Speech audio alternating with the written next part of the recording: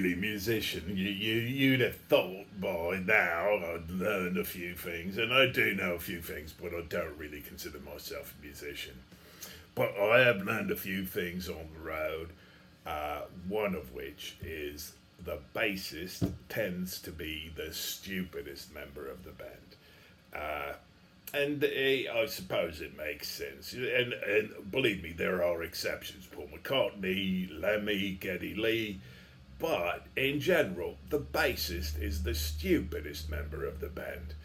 Um, and I read a study recently that said that the drummer tends to be the most intelligent member of the band, and I found that to be true.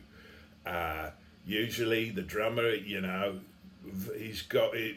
He knows what he's doing. He knows where to go, and it makes sense. Basically, if you're going to be a drummer, you have to be a human metronome. On time constantly for the length of the show. You can't speed up, can't slow down unless you want to. And so it makes sense to me that the drummer's the most intelligent member. I suppose it helps being on the spectrum a little bit if you're going to be a drummer, right? Right, human metronome, all that. But the bassist tends to be rather dim. And he's basically just following the drums and the guitar, so it makes sense. And speaking of guitarists, they tend to be divas. They really do. They think they're the star.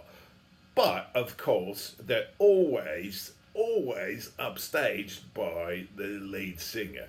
The keyboardists tend to be dreamers. Jesus. They're the ones you always have to track down before the show. What the hell are you doing? It's 2 minutes before the show. What you doing? Get in there. For a keyboardist, they're head in the clouds. But vocalists, they're, speaking of divas, they're the worst. The absolute worst. And it's ironic because I'm using my vocal ability to speak to you right now, but singers, they're the worst. That's one of the things I've learned on the road.